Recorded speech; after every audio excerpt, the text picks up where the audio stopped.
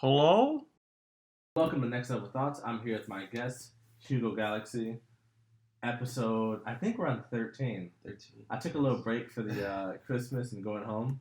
Got it. But 13, you didn't have to get a COVID test to be here, but I think that you're fine. I am good. Okay. Yes. And and we were talking about, so comedy is moving to Austin. This is, when you told me that right now, I'm like, I'm kind of in awe of that. Yeah, that seems to be like the vibe, man. Everybody's going to Austin. I think mostly out of the unknown or fear, but I feel like that seems to be the spot. Austin is like, I think the rebirth. Okay, I think a lot of it's fear because, and boredom, I would imagine. Because even here, like I said, there's one mic that I know of, and that it's just like a fear based. Like I feel like you can't. We're used to going up every night for years, and then out of nowhere, we're like, oh, there's no more comedy, so people want to go.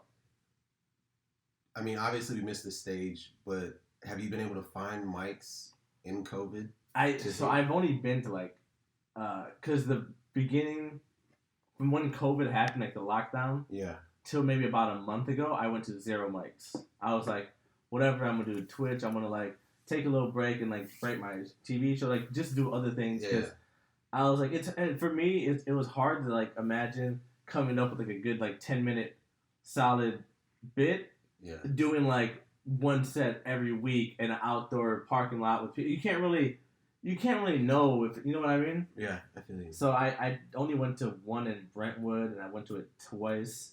And then Cole Alexander had his mic that he has still every Saturday. Yeah. And so I've been 3 mics in the year, which is the least I've been up. How about you?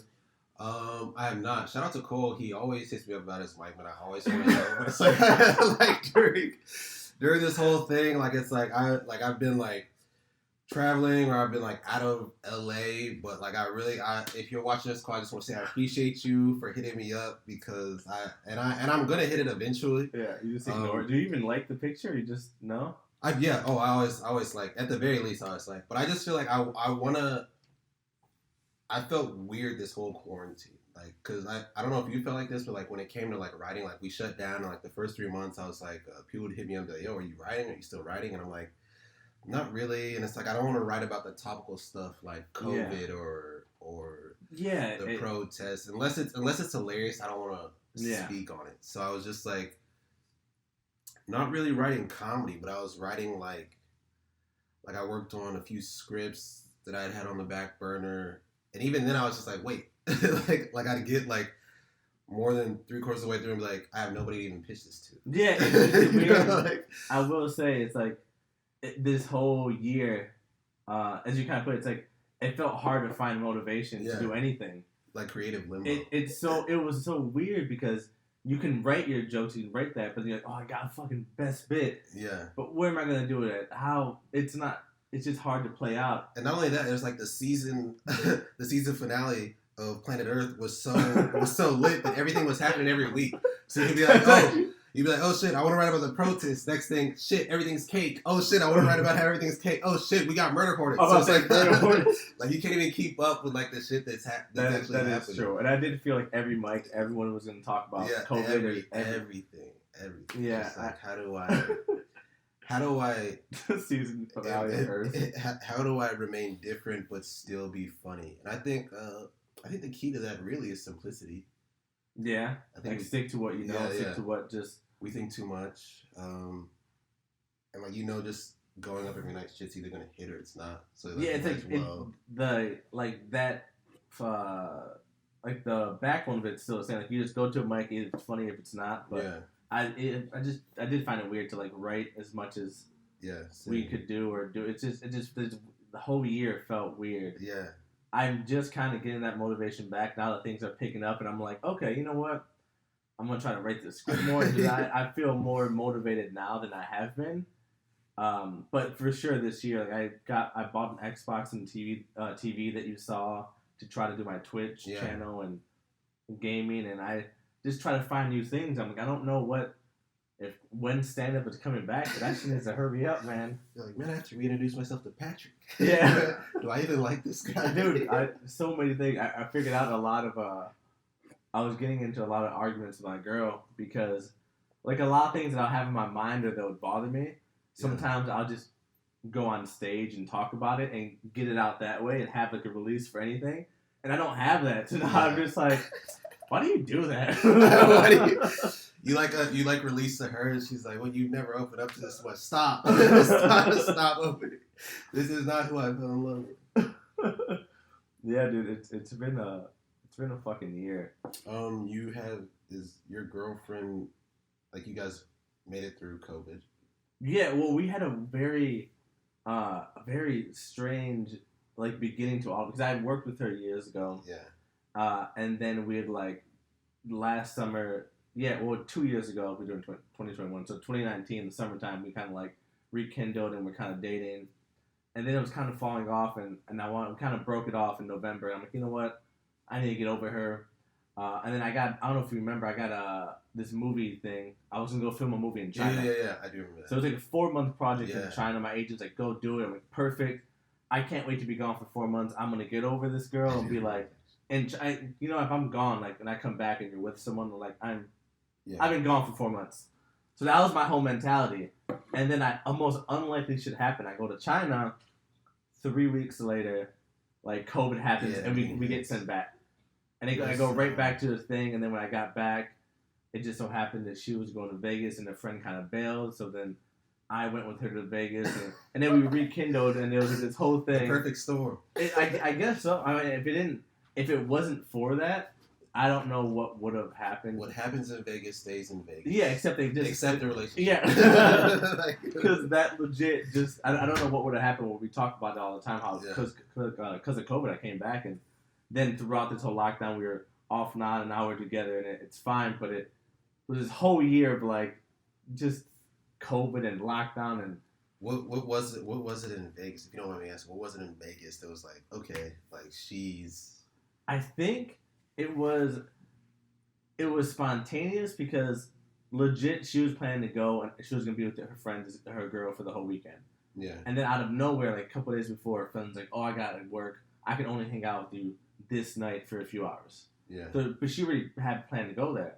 So she's like, well, do you want to come with me? And then it was like that, how it worked out, where, oh, now we have this whole night in Vegas. And that led to like the first night we got there like at like 1 a.m. I think. So most people would have like just fell asleep. And we were out and went to different bars and just were with each other the entire night until like 7:30 in the morning. Oh, nice. So we had that whole night. And then kind of just getting, because I think it's just us two being away from everything too. But you guys didn't stay in the same hotel? No, we did. Oh, you did? Oh, nice. Yeah. No, we stayed, because she only had one room. So nice. We had stayed in the same hotel, but I guess just that, just coming back, and then a few days later going to Vegas. And What era of COVID was this? This is pre-COVID, before everything got banned here. Oh, right. So it was... Everything's still open. Yeah, flights just got canceled from China to here. Okay. But no one, because I remember the day they shut down things here was St. Patrick's Day, around there. Because me and her had plans to go on the train and go here, bar hopping, and then like a day before, they're like, oh, transportation's done, and they shut everything down. Yeah. So this was, when we went to Vegas, it was like I just came back from China. People didn't know COVID was in the U.S. They just thought it was in China. So this was before everything went down. I don't know if you feel this way, but it's like I've lost all concept of time. Yeah, no. Like, no. The only like it's like the only way that I like, you have to reference what era of COVID. Yeah, like, are we pre Tiger King or post Tiger King? Like are we pre the Lebanon bombing or post Lebanon bombing? Like where do we fall? I completely get that. Yeah, that's a weird thing to say, but this year is like between like, so was that pre-COVID or post-lockdown, but before second lockdown, and like you have the little... Did Drake release Tootsie Slightly or no? I gotta know, where do we fall in COVID? And but it's just like, that's the only, like, well, they've already said time is relative, but I feel like the moments make that statement true. You know what I'm saying? Like, 6 months, 8 months, a whole year, we were locked down, but everybody was doing different stuff. But those like highlights, I feel like everybody can like point out and be like, where was I when that? No, for sure they can. Like every month, like you said, the murder hornets and this and every every month there was something new. Yeah. The government confirming the UFOs and everything just. I'm like, dude, what is happening, dude? So yeah, everything's a checkpoint, and especially during the that was the weirdest time during like the hardcore lockdown where it was like that month or whatever, 2 months of like not, hey, don't even go outside if you don't have to. Oh yeah. And there was lines at the grocery store. Yeah. I felt like I promise you I didn't know what day it was. Yep. I would go get food. I'd come back. I binge watch How to Get Away with Murder, and I don't know what day. I just wake up, watch it, and then I don't know what day it was. If we exclude the month of December, this is the most I've been dressed. This whole quarantine, like the same sweats. Like I walk my dog, and like people just know my outfit. Like if they see another black dude dressed any kind of way, they know he's not from my part of town because I stay in WeHo. But I wear the same sweatpants, the same fucking beanie. People know who I am around WeHo because of me and my dog. And it's just like I just dress. There's no need. Like I shower, I put on the same sweatpants, same hoodie. I'm not going anywhere. I swear to you, I promise you, I do the same thing. Yes. I have my black sweatpants, my gray hoodie, and if I go to Target, grocery, wherever I go, I remember I put on black sweatpants, gray hoodie, my mask, and I'm just like, you look gorgeous, sweetie. Yeah, I do that. I remember last week I met my girl at Target. She was there, and I had jeans on. I was like, "You wearing jeans at Target?" And because I'm not like these feel so weird right now. Yeah, these jeans feel so fucking weird. I was like, "Yo," I had to call my mom. I was like, "I don't know if my jeans fit." She was like, "Show me in the mirror." She's like, "Those are fine." I'm like, "Well, they feel strange." She's like, "That's because you've been wearing sweats for a year." Yeah, that's straight. Trust me, I'll be wearing that too. I only put like I was having short time before this, but I put cargo shorts to make it look more like, oh, this is gonna be nicer. The formal wear. I promise you, cargo shorts are the best you're getting. I was gonna do jeans. I'm like, no, I don't want to get too hot. Yeah, this isn't a black tie event. I shouldn't have worn jeans. Yeah, you could have just been. You could have worn sweats. I wouldn't even care. Next time for the sequel. I'll wear sweats. Fuck, dude. So then you're dead set on you're staying out. You were thinking about moving to the comedy. I was thinking, the thought had crossed my mind, man. You want to set yourself up for the best position, obviously. Mm-hmm. But I mean, there's no way to tell what's gonna happen. And you do acting as well. I don't. No. No? I don't do acting. Okay. Just comedy. I've actually never even thought about like acting or. That's strange. Why is that? I know most comics are actors and. Yeah. Actually, like pre-COVID, I'm from the Bay Area, so I moved to LA to do strictly comedy. And it's always been strictly comedy. And then like when COVID hit, I was just like, well, fuck. Like you see people doing TikTok or your friends that are actors. Yeah. And just living in LA, you know a lot of creative people. And I guess one of my realizations during all this was I don't want to shut myself off creatively. Because I write as well. But acting was something that's never even crossed my mind. And then, you get people like, oh, hey, will you help me write this sketch? Or do you want to be in this sketch? I'm like, well, I won't be in it, but like I'll help you write it. Okay. But I think now I'm at the position where it's just like I don't want to box myself in, and I'd rather just try to accept every opportunity that comes my way, whether it be. So if you got offered the opportunity to act in something, would you want to do it? I would give it a try. I'm not an actor. I don't take classes. I don't. So you wouldn't know like what acting terms are. Like, go hit your mark or do that or. Well, what a mark is X on the ground? Yeah. Like I know like that, but like I've never even looked at, like I don't even have headshots.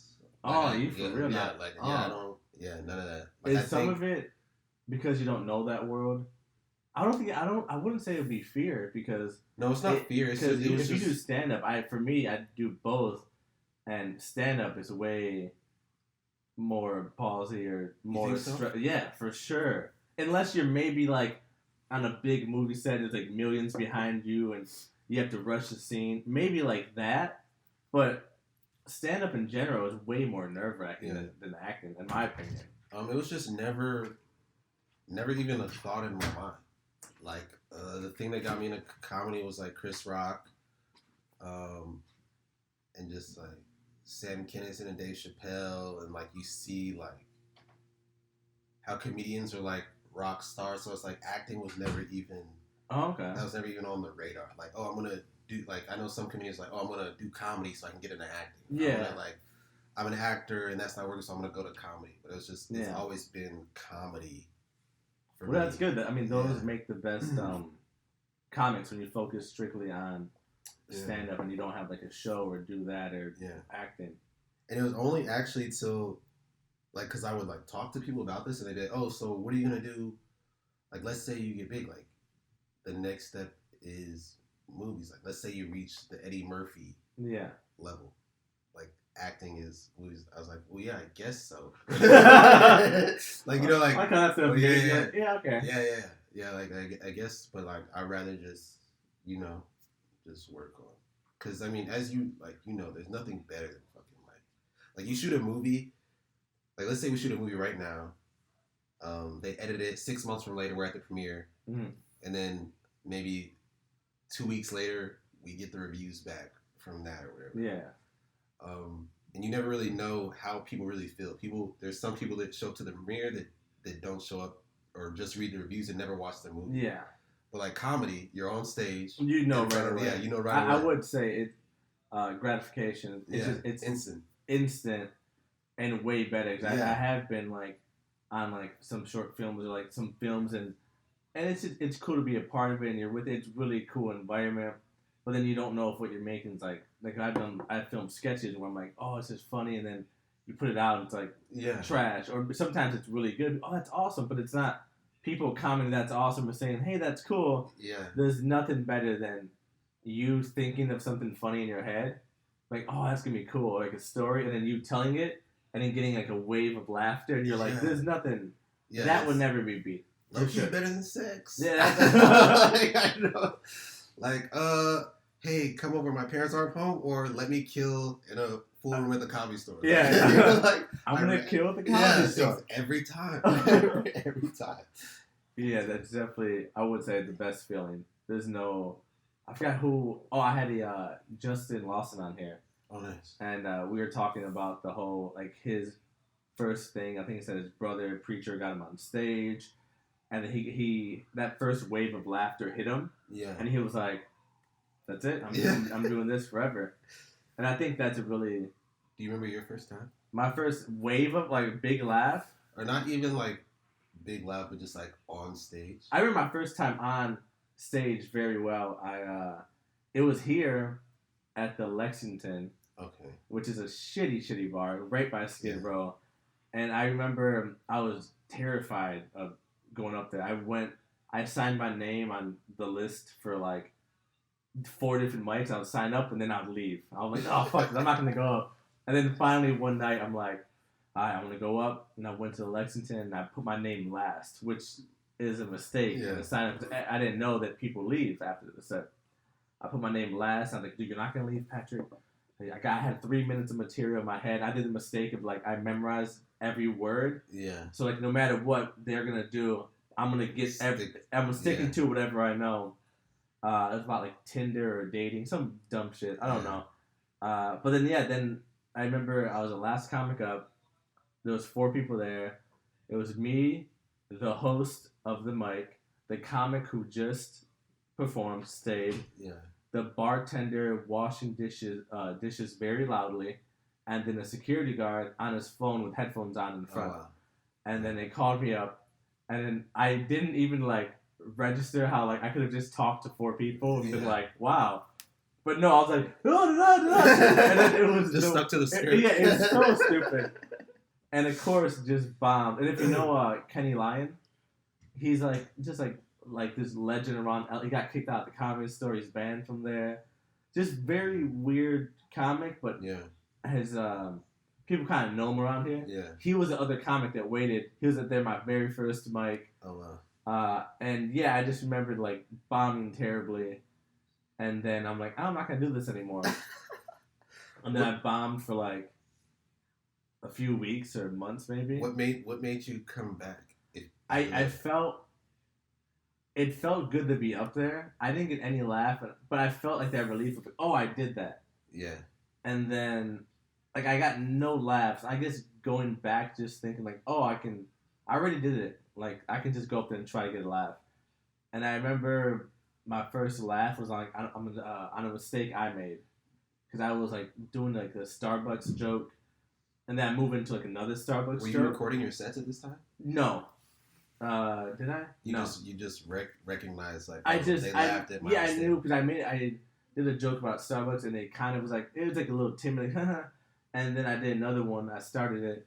And then out loud, I'm like, by the way, all my jokes are at Starbucks. I have no creativity. Like every joke, and they did. All my jokes were at Starbucks, and me just acknowledging the fact that they're all there, got a laugh. And I'm like, oh, like people reacted to the thing they knew was not planned. Yeah. And then I realized, then it clicked. I'm like, I have to present everything as if it's not planned. Yeah. Which was a whole eye-opening thing to me. How like if Kevin Hart has a bit about dating. He's gonna talk to the people in the front, but hey, are you guys dating? Oh yeah, I did. And he goes into his bit. So you had bombed. Oh yeah. The first laugh is a few weeks. It was like, I mean, yeah, I would say it's because I did bomb. Were you going up every night or every night? It was every night. I wanted to lie and say I got a laugh in between. But I don't remember getting a laugh, and if it was like a... well, I mean, they keep coming back after that. Yeah, it was really delusional. Well, I think it was also because I had nothing... I just did improv. I finished the improv program at Second City. I had nothing else going on. I'm like, I got to do stand-up, and I just kept doing... I was like, I guess people just say to keep doing it. And I legit, it was like weeks before my... like legit first laugh, and then after that I'm kind of like, okay, I have to write it as if I'm just... I feel like we're all kind of delusional. Yeah, like, we know for sure. Yeah, like, because like let's say because you go out, you hit it open mic, you try new stuff, it does well, but everybody goes to all the open mics all the time. So like night 2 you go to keep working out your shit, nobody laughs. Night 3, 0 people laugh. So you're performing this shit over and over and over and over again. Nobody's laughing. You're like, well, fuck. Is my shit even funny? Yeah. And you don't even know until you get in front of a real audience. And then you're like, oh, shit. All this practice has equaled this laughter. Yeah. Laughter equates to, like, love or whatever. No, yeah. That's why I stay in the game. That's why I stay in the game. The mics are definitely weird in that way. I remember my first show was... I describe it as... it's like you're learning to swim with like weights on or something. Yeah. But then when you're like your first show is like you take the weights off. Like it felt so easy because I'm used to like for performing for comics on their phone. Yeah. And now they're paying attention. It just felt like, oh, you guys are laughing at the setup? Yeah. Oh, okay. That's exactly how it is. And it just felt way more freeing. Yeah, my first show was at Flappers, I think, and I ran the light by like a minute 45. Yeah, I definitely remember. I have that set, and definitely. It's also comedy's also very anxiety inducing because of that. Because it's like you hit mics and it's just like, oh, well, I know, like it's very like clicky. Yeah, it is clicky. Yeah, a lot of people have clicks, so it's just like, fuck. Well, like I know they're not laughing at me maybe because they feel some kind of way, or maybe like you don't know, so it's just like where the fuck do I keep like you really have to just have it dead set like. Fuck everybody else. I'm gonna go out and do this night after night, after night, and hopefully, when it's all said and done, there'll be good shit will come. Yeah, I feel that way too about clicks. I'm like, if they don't laugh, I'm like, are they laughing because they don't like me? Because they have their own little clicky. But I guess you can't really care. Huh? Do you get more nervous performing? Or do you get nervous? Do you still get nervous now? I mean, I guess pre-COVID. Well, pre-COVID, I was actually. To a point where I wasn't really nervous anymore. And that's both at mics and shows? Yeah, mics and shows. But I did a park open mic during COVID. Was it Echo Park? Echo Park, where is that at? Off of the No. It wasn't Echo Park. I forget what park it was. But I went there to try out some new stuff. And near the end, like I had my phone in I was always like a shaker. Oh, really? Yeah.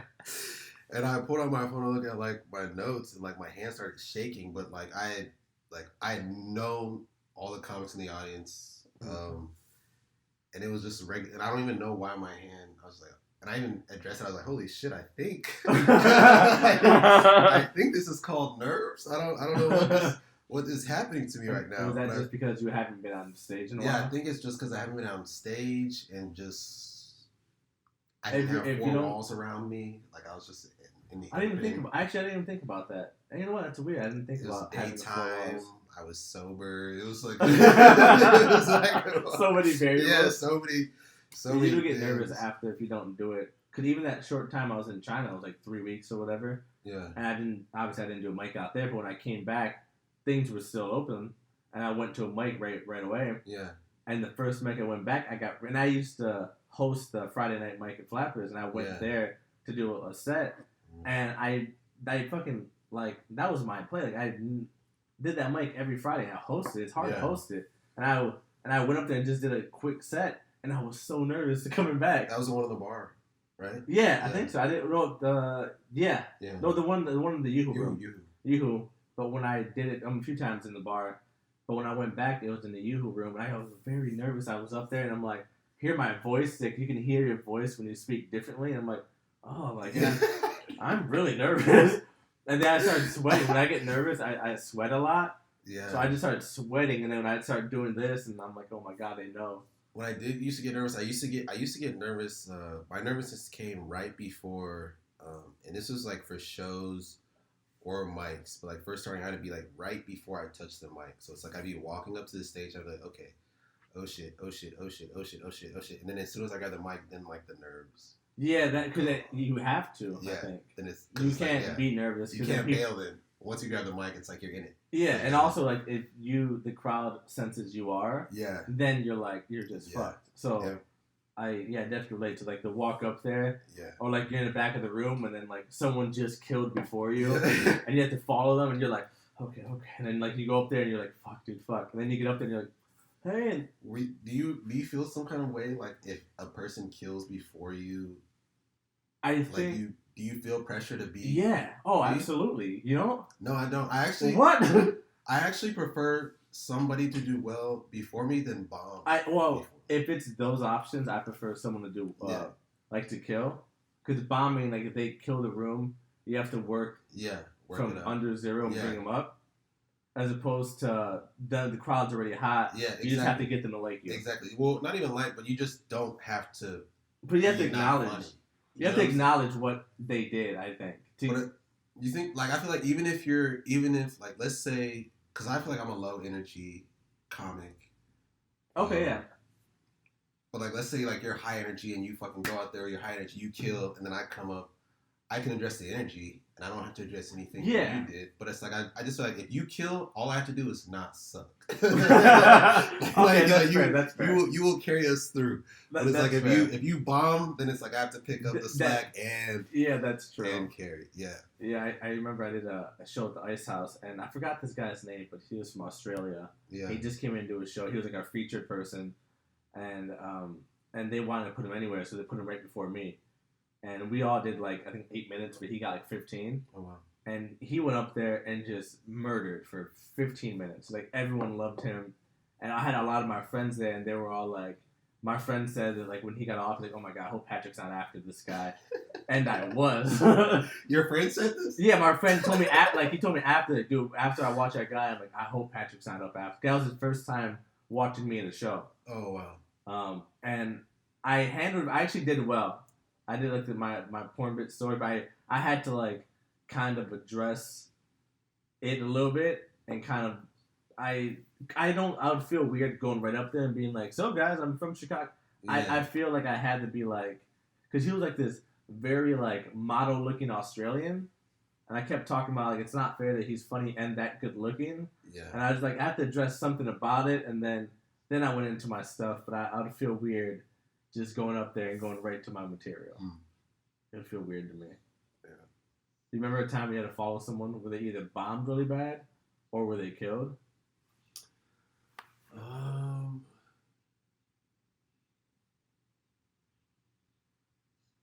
Yeah. I actually followed Preacher. So I was on a show with Preacher Lawson, and he killed, and then like he got off stage, and I think like I was 1 or 2 comics after him, and so I'm like, this is at Flappers also, in the Yoo-Hoo room. So it's like I'm out in the hall like going over my shit, and then like there's people leaving the show, and they're like, oh my gosh, you killed. And if you know me and Preacher, we don't look anything alike. So it's like. So it's like, I'm like, what? Like, what the fuck is going on? So then, like, I go into the room, and there's, like, significantly less people. And I'm like, people already left, and they already thought I went up. And it's like, that I just had to, that was, like, a weird moment. Because I was, like, I was in shock that, like, we don't look alike. One, like, were you guys even listening to it? Were you guys watching the show? Well, after a few drinks, they're like, oh, yeah, it's Preacher. Black people telling jokes. It's hilarious. But that was like my most awkward thing, I think. But a time where anytime somebody's killed ahead of me, I feel like I've done. You've done at least decent because you don't remember. You would remember right away if you had bombed right before that. But I mean, how's the visuals? Good. iPhone storage full. You do not have enough storage to record video. I'll be fine. Well, we just have the audio then. Okay. But thank you. All right. Yeah, sure. Thank you. We won't fall. Thank you. I actually don't even. Do you have this problem where it's like do you black out?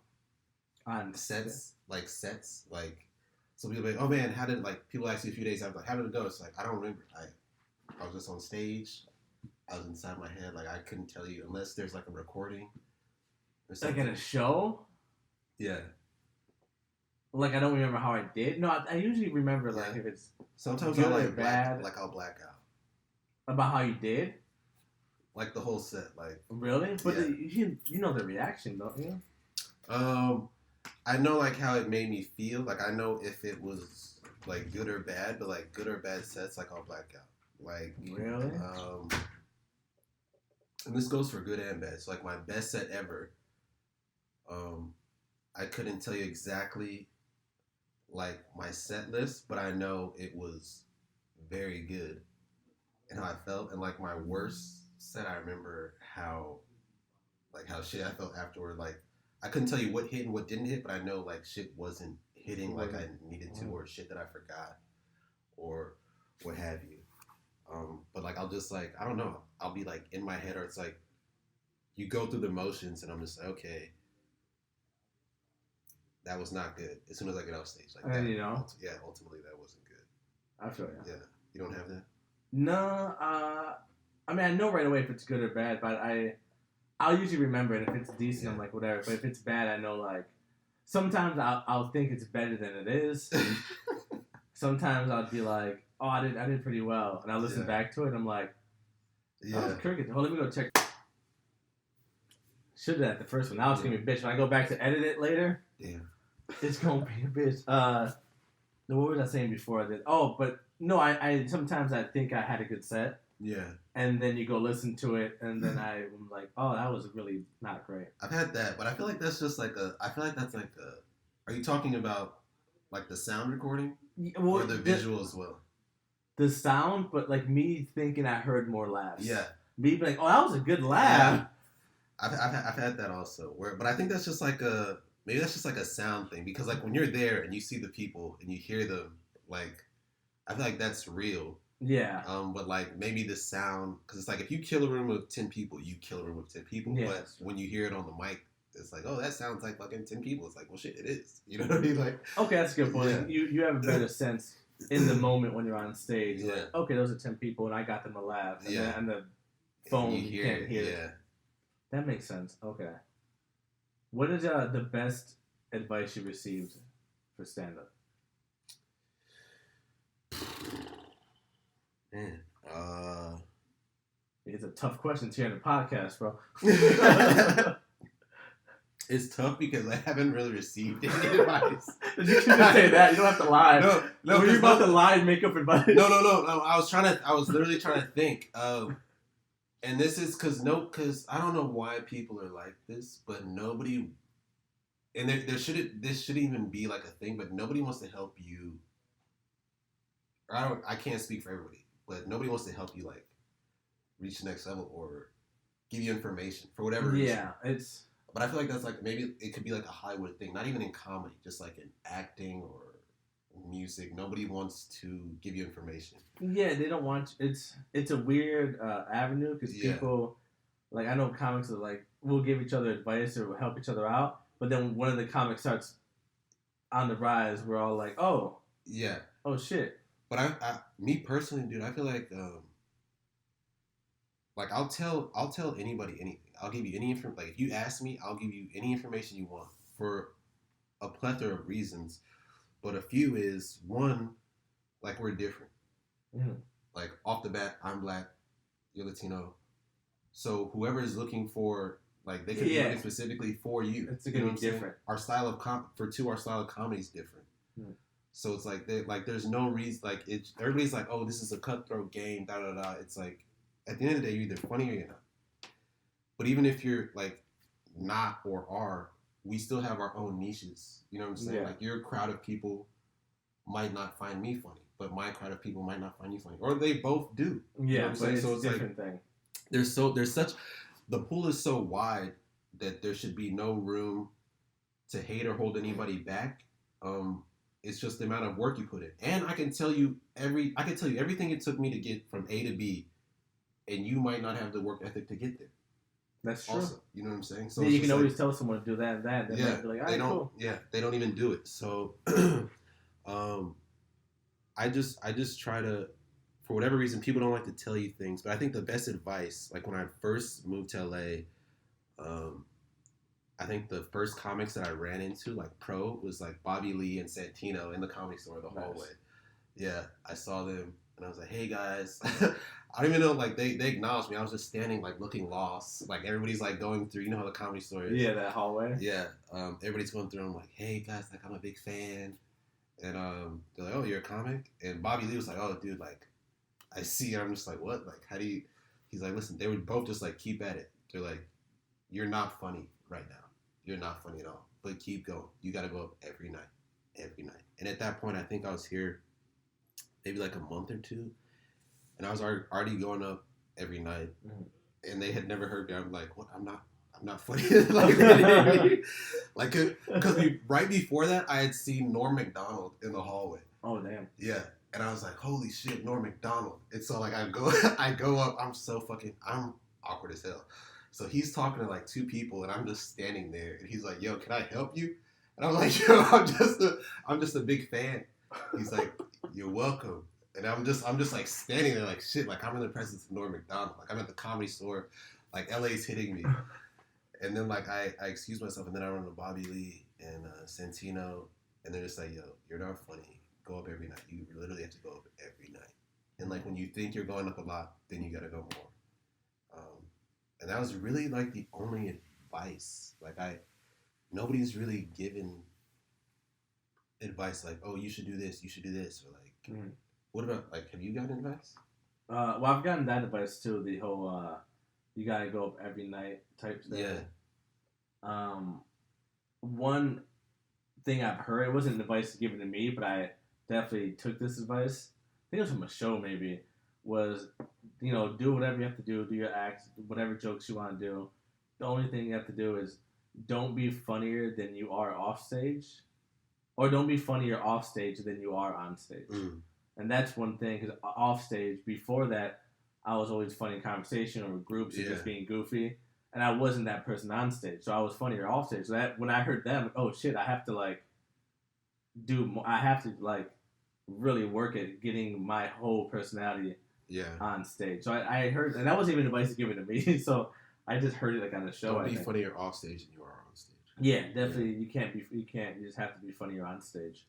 And that was the only thing, but I've heard, you know, go up every night. Yeah. I think, you know Ahmed?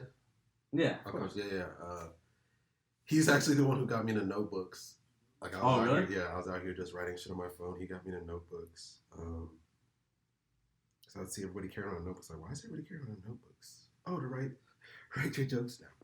It's like, I use my phone. He's like, no, dude, fuck that. Write your shit down in your notebook. I'm trying to think, like, who else? Like, Do you ever get jealous of any comics, like in your early times or even now?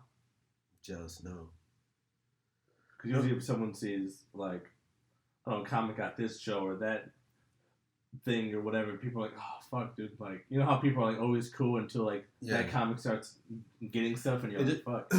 It's not jealous because it just goes back to that thing to where it's, like, it's two different styles. So it's, like let's say, like, I'm a raunchy comic and you get on Jimmy Kimmel.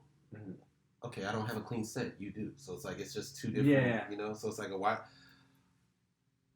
I can't hate on anybody's. Everybody has their time. Period.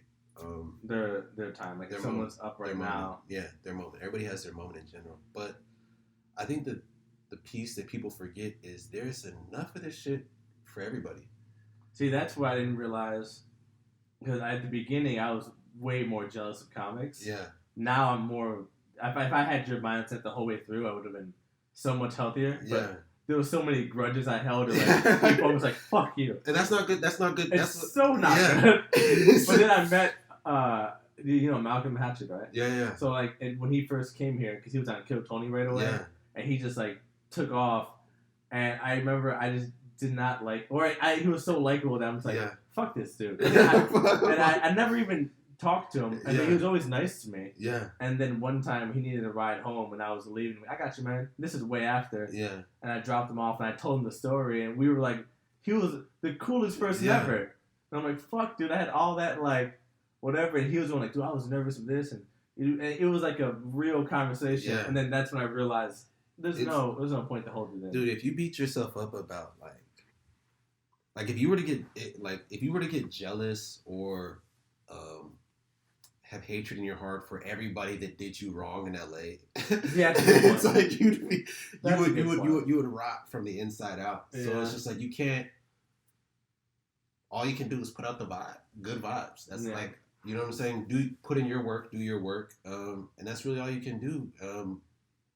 And your shit will show eventually. Maybe not this instant, maybe not a year or two from now, maybe years from now, maybe a week. But it's like everybody has their time, and it's like I feel like however much work you put in is what you get out. Nobody's life is easy, man. We all have a story. Mm-hmm. Bad shit's happen to everybody. But it's just like, what do you can either retaliate with bad shit or positive shit. Like, I can't worry about, we can't worry about being jealous of somebody else because we still have work to do. Yeah. You know what I'm saying? Am I going to sit around and be pissed off because they got this and I didn't know? I'm going to keep working this route and doing the shit that I have to do. The right people will follow me, or we'll get our own people. I forgot who said it, but they were like, oh, I knew I was funny when I found my audience. Okay. Yeah. And it's just like, because at mics we go, we perform from the same people, or even booked at shows, you're performing in front of random people. Yeah. But once you find everybody that wants to see Patrick. That's a good point. I didn't think about that. Yeah. Everyone's like, oh, this guy's funny. And then it's a room full of people like, hey, this guy's funny. I didn't even think about that. You sell the show at a theater and they're all there to see you because they fuck with your style of comedy. Yeah. Those are your people. That's pretty cool. Yeah. So it's it's not, there's no jealousy at all. I'm just trying to find people who fuck with Hugo Galaxy. Yeah. And then y'all motherfuckers. Which is the coolest name. Is that your real? That's not your real name. No. Both Galaxy. Of those aren't your real names. No. Maybe. Yes. It is me. All one and the same. That's fake. Galaxy is a fake name. I'm a huge fan of space. Oh. There's no chance. I was ready for you being like, I'm a huge fan of space. Nothing deep about it. I'm a fan of space. So do you like Neil deGrasse Tyson? Yeah, he's pretty dope. Okay. Pretty dope. But I mean, if you it's. I did tell my I told my girl, I had my friend out here, Hugo Galaxy. I said he has the coolest name ever. It's Hugo Galaxy. So I did say that. Yeah. It's yeah. It's a dope name. I do remember. Oh, also, I just want to clarify something. I think I've talked to you briefly about this. Are you the one that has the joke about the magic trick and the dad? Oh yeah. Yeah. So I heard this years ago at one of my first mics ever, and I don't know if I was dying in the crowd laughing at that joke. I did not know you then, and I didn't talk to any comics really. Yeah. I just remember that joke very clearly, and it's one about. I think my dad didn't leave. He just saw a really good magic trick, something along the lines of that. I'm not gonna butcher it for you, but I remember hearing that long ago, and I would tell my friends. I legit told my friends like, dude. So, and I would say it. I would stop for me, but I was like, yo, this one comic did that. Yeah. And then I think this past a year before COVID, I think we had maybe did a show, or you were doing a show, and I was at whatever the case may be. I wanted upon you at a show at Flappers, I think, and he did that joke, and I'm like, oh shit, that's him. And yeah, well, you know that I heard that a long ass time ago. Yeah. Was that one of the first jokes you wrote down, or it took a minute to get to that one? That was actually. It kind of took a minute. You know, like those jokes where it's like you have they're like just graduate producer. You might have the punchline or the premise, and then like you're writing and going up every night, and then shit just kind of snowballs. That was actually probably one of the first jokes that really hit for me. Like in a set to where it's like, okay, that's the go-to joke. That's so much so that like if I was performing fucked up on stage or if I forgot anything, like I could retreat to that. But now I haven't told it post-COVID or during COVID. But that's probably one of my first like ones where I'm like, okay, like, I got something here. Yeah, this is a good one. So that's my other question. Like, when did you know? I can do this. Well, I mean, I'm sure if you moved out here for stand-up, I'm sure you already had a mind, like, I can do this. Was there, like, a moment, like, a joke you told, or, like, a set that you had, and then after, you're like, I got a shot at this? I would say the first set, actually. Although I moved out here for comedy to do that, like you, I was, like, nervous as shit to start. I'm from the area, used to live in San Diego, and Chip Nicholson. Yeah, no Chip. Yeah, also from San Diego. So I actually met him in a karaoke bar. He's like, I do comedy. I was like, dude, like, I've always wanted to do this. But never really got into it. So when I moved to LA, he was already out here. And I was like, oh man, are you still doing comedy? He's like, oh yeah, dude, I've been doing this. And so, like, I would go with him to mics, and I'd be like, man, and I would just get fucked up at mics, get black shit faced. And I was just like, there's no way I can do this. And then one night, I think we were like, Echoes on Pico.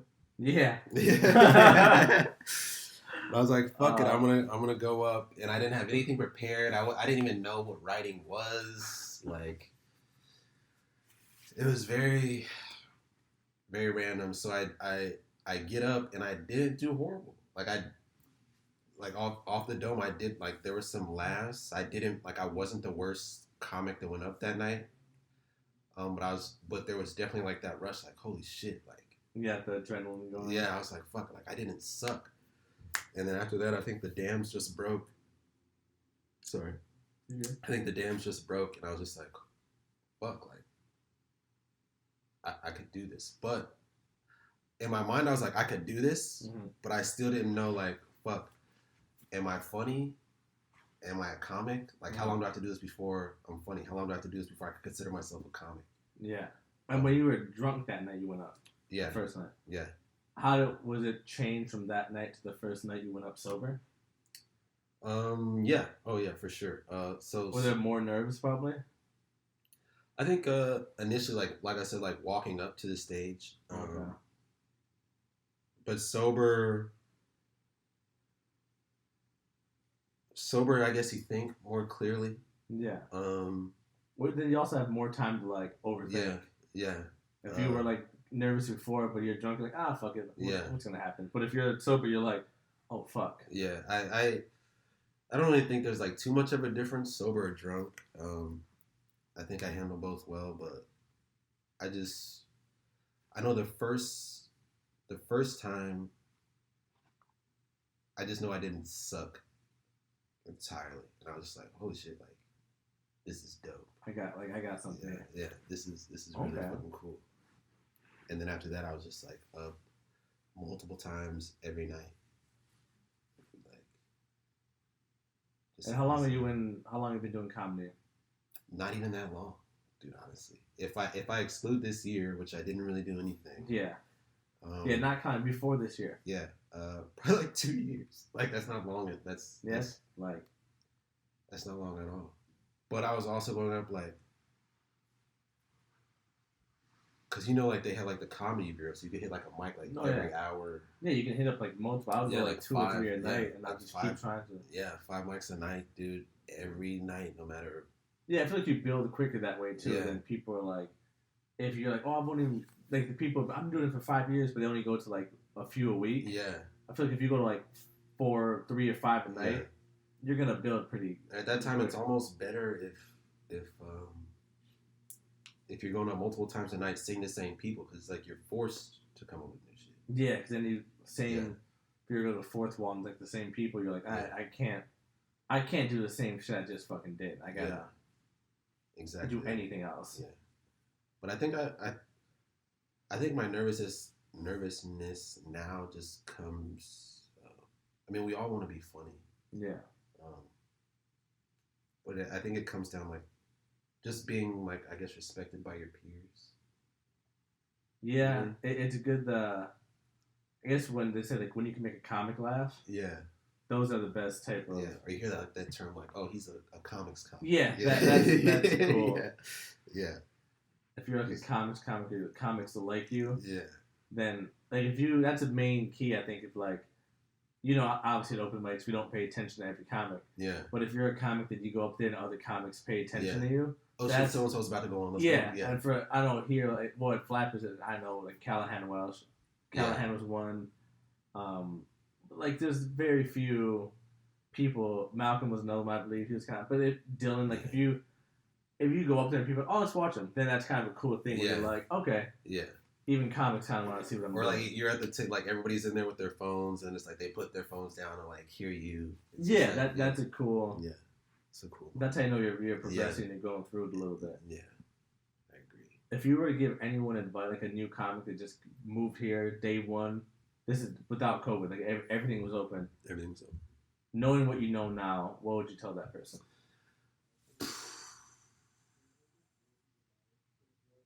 Fuck it. Fuck it, dude. Do you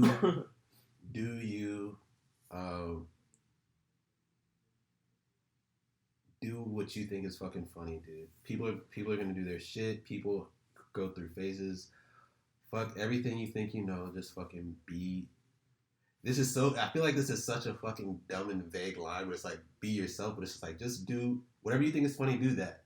Yeah. Because it's true though. It might not be funny at the mic or in the room, but somebody's gonna fucking find it funny. That's why I hate like when you're at shows, and I'm guilty of this also, where I've been like, oh fuck, how'd I do? Like, was that shit good? But it's like that shit really doesn't matter. It's like, did somebody laugh?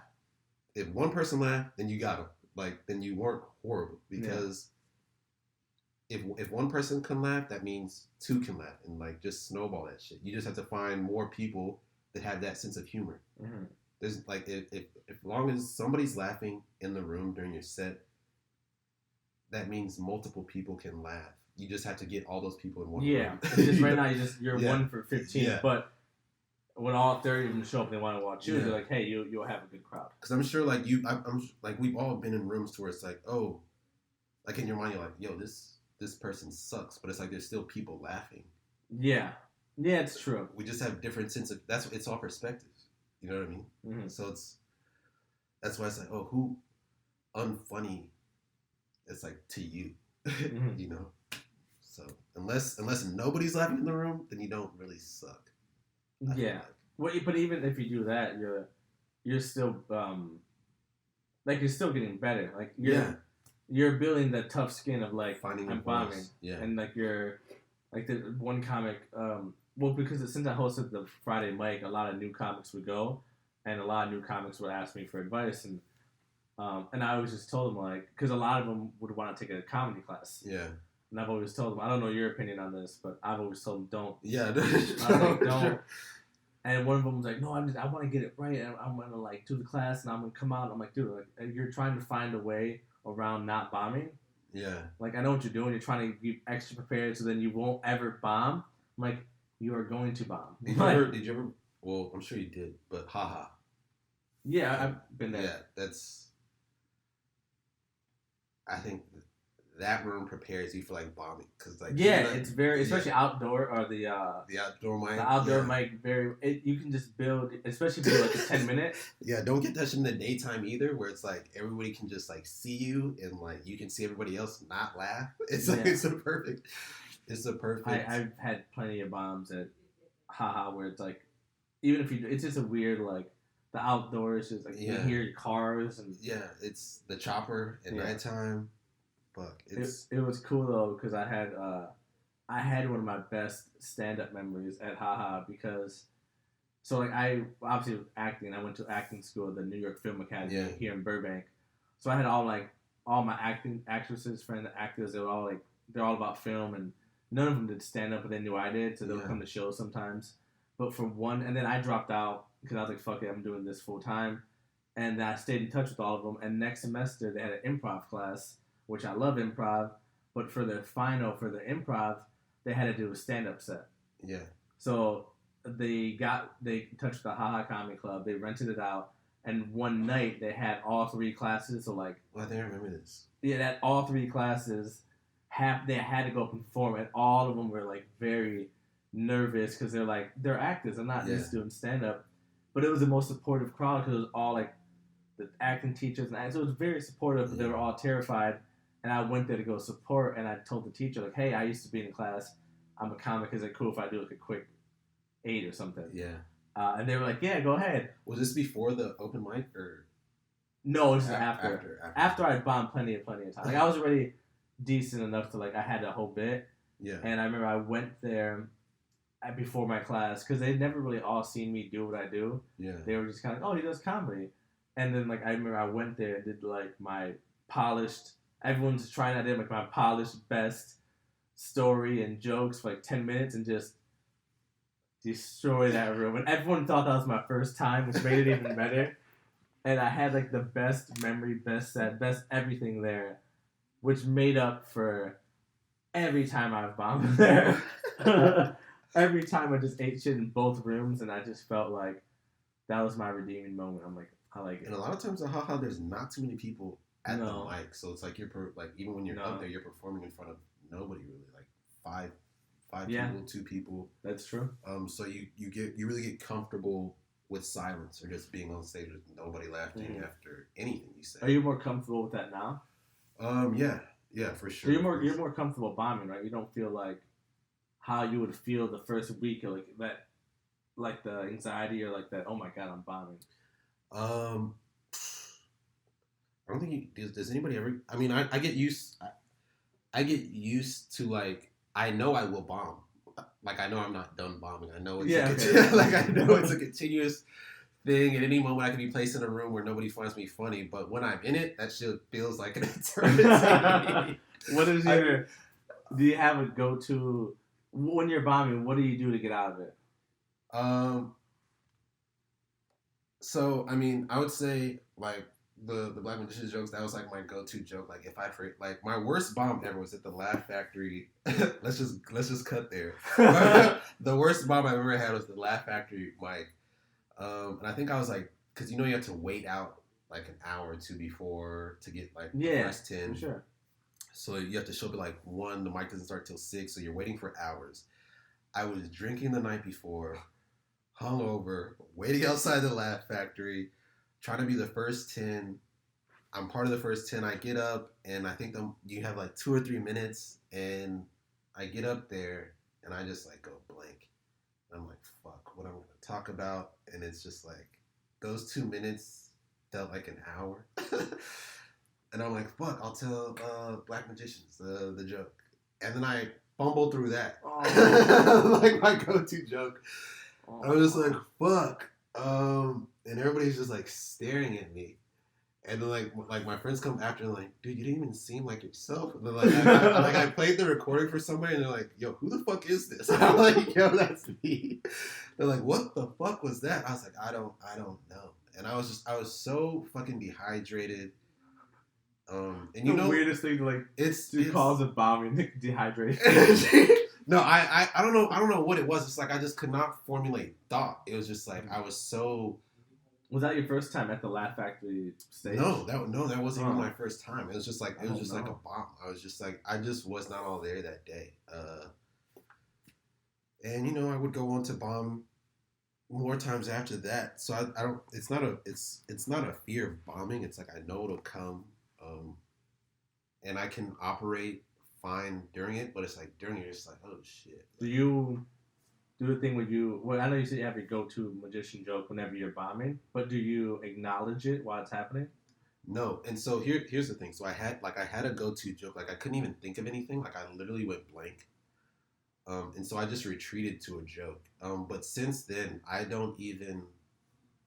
So since I fucked that up, I don't even retreat to jokes anymore. I'll just. I don't know. I guess go off the cuff. But you don't acknowledge what's happening though. Like, if you're right now doing set and you're bombing, would you be like, wow, that sucked? Or, guess you guys would like now I would. But okay, I feel like that's the way to go. And I was just like I'm kind of just in my head like, oh my god. I remember I didn't even acknowledge it. And if I were to play the recording, it's just like me, like just silence, like, it's just like what is like complete freeze. But now, like, I'll acknowledge it, but it's just like, it's like one of those things where it's happening so quickly, but in your mind, it's happening so slowly. Oh yeah, yeah. So it just feels a lot longer than it is.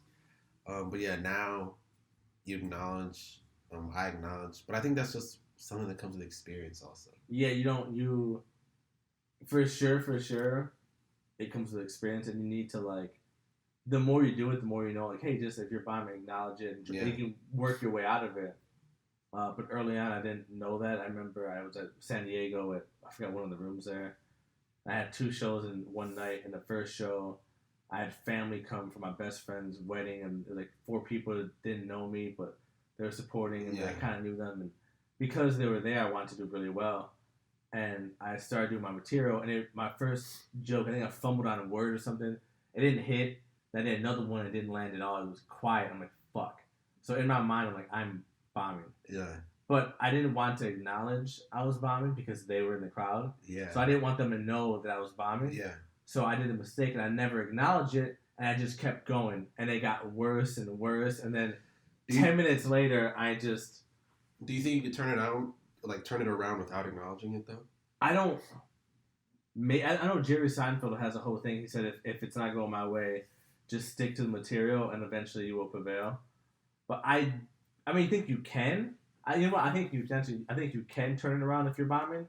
But I think it's easier if you acknowledge it. Yeah. That's what I think. Because if you have a joke that's funny, they're probably gonna laugh because it's funny. But if you acknowledging what's happening and making jokes about that sucks or damn whatever you wanted to say to get out of it, and then you go into material, I think it's easier to do it that way. Yeah. But I didn't know that at the time, and I just ate shit for 12 minutes, I think. 12 minutes. 12. Yeah, it was a 7:30 show. The older crowd. I had dirty material, and that family just thinks I suck. Just no. And then I had the show that night at 10, the late show, and I crushed. Yeah. Best I ever had. Do you like performing in front of people that you know, that haven't seen you before? I would rather it be... That's a good question. I never asked that. I think I would rather it be people I don't know. Yeah. Because of like what happened then. Because I legit changed the way I did. Yeah. Because they were there. And they're so used to like a version of you. That's what it is. That's it. They're used to a version of me. Yeah. And I just felt like I couldn't... If me saying in front of them... Man, I'm bombing. Even though like I've said it at mics, like, oh, I'm bombing, and you get out of it. I didn't want to say that because they were there. Yeah. And then I did not say that, and then it was worse. Yeah. And I feel like I would rather perform to a room of random strangers I don't know. Yeah. And just make them laugh. But then people that know me would be cool because if I have a good set, they're watching me and like, oh shit. Yeah. But he's actually funny. Yeah, I think now maybe people I know because I'm more comfortable with my jokes and comfortable with talking about if I'm doing good or bad. Yeah. But yeah, before it was definitely just strangers. What about you? Yeah, definitely strangers. I mean, like I said, like people are used to you some way, and it's just like they could like let's say there's like one person who really knows you in a room full of strangers. Like, oh, they can tell like if you're nervous or if that's true. If something's off about you. Like this isn't. That's not. He doesn't do that. Yeah, this isn't him. You know, that's a good point. I didn't think about that. But but I mean, I've gotten over that, and I've definitely performed in front of people I know. Or, but like initially, like first starting, I was just like, fuck, like, damn, they know me at my core. Like this is close friends and family. That's a good point. They know like what you sound like when you're nervous or what you do, and versus like strangers who are getting a dose of you for the first time. And they're just like, oh, that's who he is. Yeah. He's that person. Yeah, I think this is supposed to be fun. Yeah. I'll go with it. I'll go with it. That's a good point. I haven't even thought about that. Yeah. Oh shit. What is have you performed from someone that where'd you grow up? Here or Bay Area. Bay Area. So you don't. The people that know you growing up have you seen you perform now?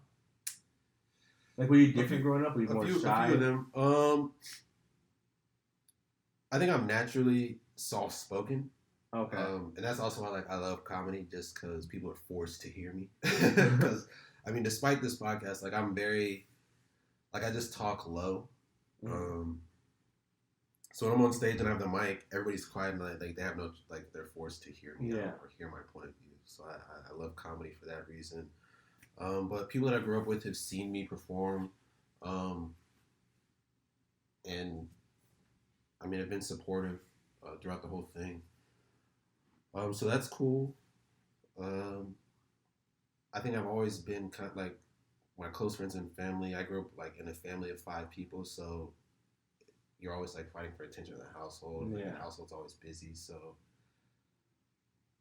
I think there's like a level of, I guess, social awareness or whatever you want to call it, just like natural, Black families. We always like it's just comedy or just like a household. Actually, not even being Black, just like a big family in general. Yeah, you know what I'm saying? Like people fight for attention. So I just didn't know if people were like, oh, like you're doing comedy? Like I never expected you to do comedy. I think everybody nobody's surprised. Oh, okay. Yeah. That was my kind of my thing. It's like I don't think anybody's surprised. They have people on here who were either like very extroverted or very. They're sort of like, yo, when can I see you on like you never. Oh, like, I do not want to do comedy in front of you, but I think everybody knew probably that I would go this route.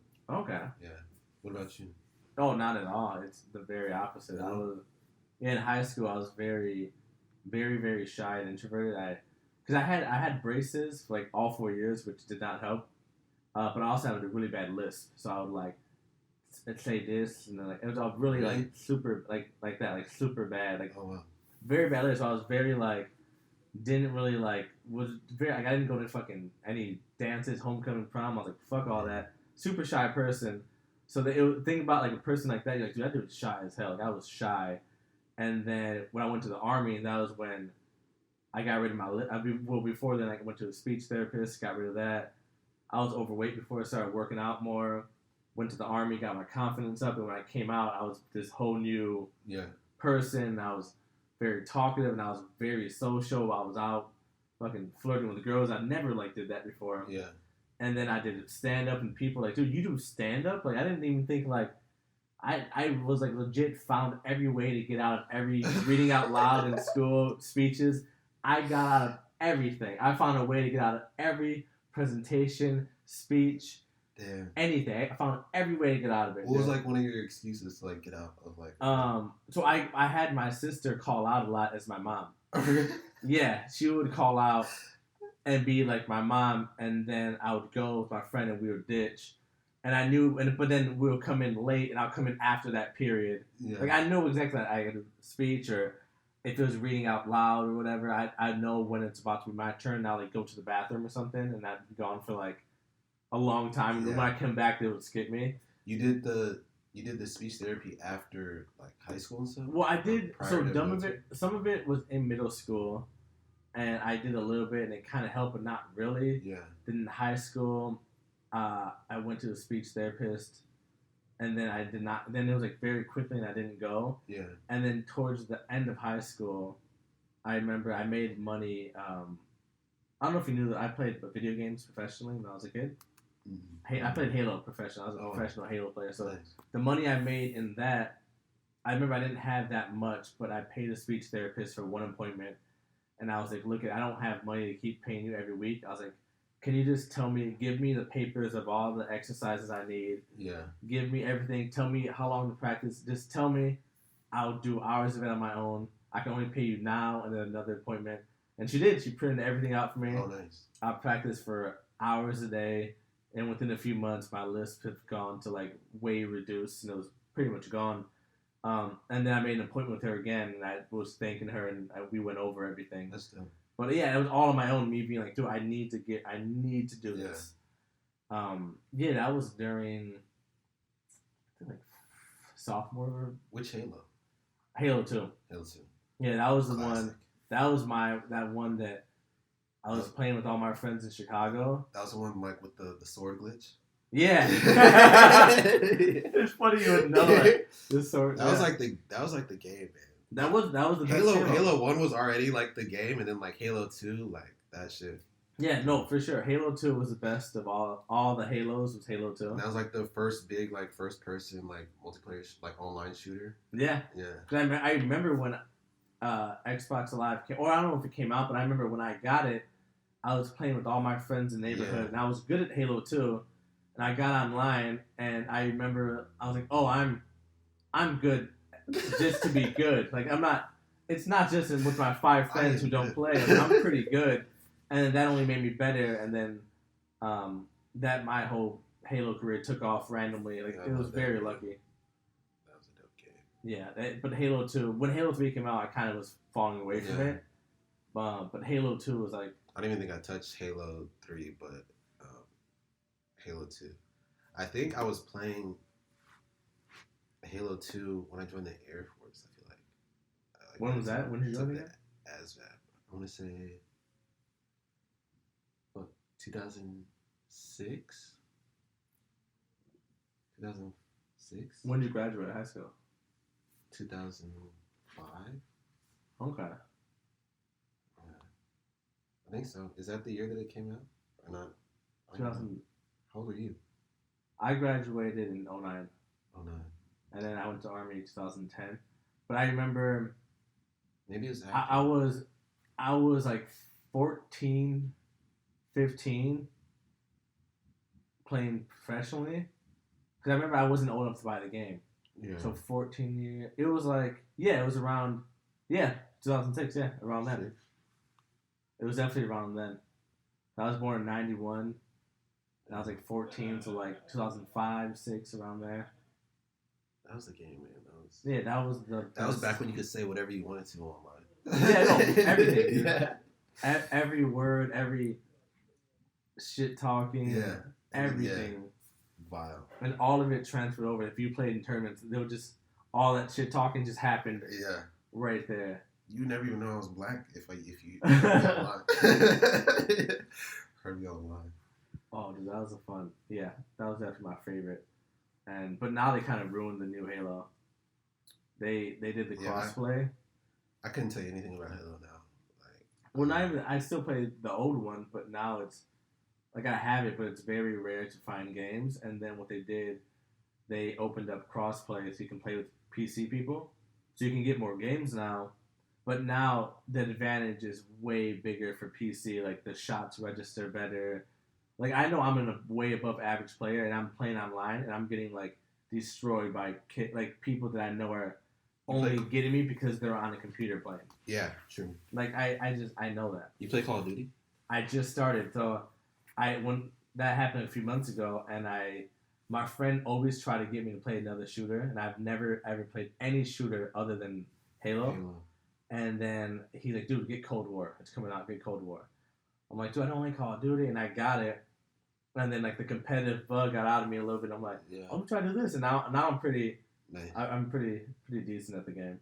Nice. What about you? You play Call of Duty? I do. I'm playing Warzone. I haven't gotten Cold War yet. I'm playing, like, I'm still in the old Warzone. Yeah, but I still need to buy Cold War. I remember, like, it was like a little bit before Christmas, to where I was talking to, like, my brother's friend. He was like, oh, well, the level of the guns is slow, so I was like, I didn't even bother getting it, or I thought I could get it later. But I'll probably get it eventually. That's the only game I'm really playing right now. Okay. Yeah, I like that game. I mean, I can't really compare it to the other ones because I never played them. Yeah. But for it being my first Call of Duty, it's dope, dude. Yeah. Like, I did all of that. I got my Twitch set up, my new camera for the Twitch. I got everything all for that. How do you like Twitch? It's good, except now my internet, they're coming Tuesday to fix it. I don't know what's wrong with it. It's been glitchy. But Twitch is like, that was a whole new world. What are the two big ones? It's like Twitch and Discord. Is that? Yeah, I think Twitch is a little bit bigger, but I heard of Discord. They game on Discord also? I think from what I'm aware, my friend just told me about it legit 2 days ago. And he's like, because I couldn't open a party chat in Xbox. And he's like, dude, just get Discord and we can talk through there.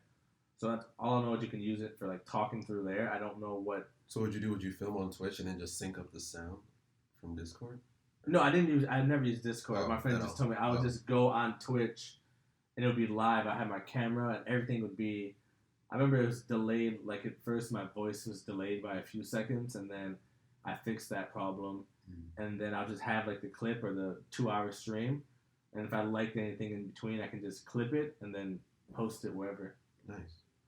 So I just started learning how to use that and to clip stuff and how to build a bigger following and go from there. Yeah.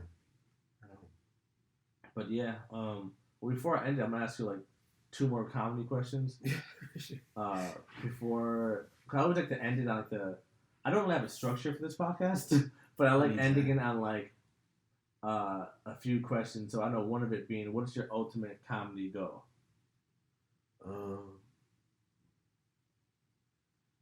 I guess to be the best, or just in that conversation, really. When people talk of their favorite comedians, to be mentioned, like, in that voice. Mm-hmm. Yeah, I think just to be the best is just one of my ultimate comedy goals. Like when it's all said and done, to be, like, in the conversation of greats, to be mentioned. Okay. Yeah. That's a good goal to have. What are some of your favorite comics now, or before? Man, there's. I used to have, like, a favorite, like prior to comedy, Chris Rock was my favorite comedian. Probably holds maybe some of the most weight in getting me into stand-up comedy. With age and just, especially now being in the scene, there's, like, a lot of comedians that I admire and like. Doesn't have to be one. You can name off a few. Yeah. I mean, Big, Bill Burr, Dave Chappelle's doing his thing. Sam Kinison, George Carlin, Bobby Lee, I think is fucking just. Bobby Lee's I've seen him live a few times at the store. He's so fucking funny. Shamar Neighbors, I think, is, like, one of the funniest people ever. He is good. I have a story I told in the podcast about him. We have some. Like, when I first, did you ever go to Next Stage when it was open? Like, that was where I first saw William Montgomery, and that was, like, William. Yeah. Like, in Next Stage, you were, like, performing in front of, like, crackheads. I was gonna say, I was trying to find a nicer word than crackheads. You're right. Like you can perform in front of hobos, like people like pass down the front with the bottle, like and they're not gonna give you shit. So it's like, you know, if your shit hits there, then it's like your shit would hit, and it's like that's true. Yeah, you never go. I always tell people you never go there to get a laugh. Yeah, you go there to build thick skin. Yeah, really, and it was. But I mean, because like I know like when I first moved here and got into the comedy scene, I found myself saying a lot like, dude, dope set, or dude, you're funny as fuck, but I'm sure that could be misconstrued as like, oh, he says this to everybody. Mm-hmm. But it's just like we're surrounded by so many funny people. Yeah. People who are trying to get on and are heroes all in the same. I mean, everybody goes to the Comedy Store, so it's like you have open micers, or like, for instance, like us, from Dylan, who's a door guy, to Bobby, who's already a paid regular, to people who come into the Comedy Store all the time. It's just there's so many stages, so many levels of people, to where we're surrounded by so many talented individuals all the time. So it's just, it would be absurd not to be juiced all the time when you're out. And it's like comedy's not your only avenue. You're an actor as well. So it's just like, just being immersed around talent is just such a big thing. So to name like Cole was one of the first, I think probably the first comic that I met in LA, actually. And I tell him this all the time. Like, Ahmed gave me the advice about The Notebook. Bobby Lee and Santino telling me, you know, go out every night. It's just like you meet so many different people. Dylan, I don't know how many cigarettes, just like outside of the Comedy Store, just smoke, like, just talking to people after you bomb, or talking to people after you do good. It's just like there's so many. Jamar Neighbors killing at like midnight or 1 o'clock. Yeah, about like 1, 2 in the morning, and actually 1, 2 in the morning. Yeah, it's Nicole Amy. I've seen her kill the OR just with 5 people in there. So many talented people. It's to name a few, and like there's a lot of people I've forgotten. There's a lot of people like I can't, like, if I were to make a list to name all of us, like it'd be impossible. But there's a lot of people to call a favorite. I will say this, and somebody also said this too. Actually, I think it was like George Carlin, who was like, every comic has at least one joke that like I like, or like I wish I'd written. And I think that's so true. Like, whether I find you funny or not, or any, like, whether you are or not, I think every comic has at least one joke where it's like, damn, that's good. That's true. Yeah. I've seen that a lot, watching people, and I'm like, oh, like, that's good. I wish I wrote that. Yeah. Damn, so simple. I wish I wrote that. Yeah. Or just like, even now, like, when people like would tweet out something. Yeah. And it's funny. I'm like, oh, fuck, I should have thought of that. Or you're like, oh, are you ever jealous? I'm like, I'm never jealous, but sometimes you're just like, how did I not think of that? Like, how did I not think? But it's just like, we write from our perspectives. We write what we know. Yeah. So it's like, well, that's why it's good to have. I didn't realize until I started doing this with Andy. I never really had. I was always more private when I wrote jokes. I never really, like, you know how people will run by an idea with their comic friend, like, yo, I have this bit, and they'll run it by, or they'll have writing sessions. I never did that. Yeah. For me, I'm just like, I'm gonna write it. If it's funny, if it's not, it's not. But then I realized it's good because everyone has their own perspective. Yeah. So when I ran a bit by Andy, like, I'll give him a tag on this, and he'll give me this, and we'll be, oh, I didn't even think about that. It's just because they just think differently. Yeah. So it's very valuable to, like, get everyone's perspective. Yeah, exactly. I agree. Awesome. Well, I think that we covered a lot, from video games to comedy.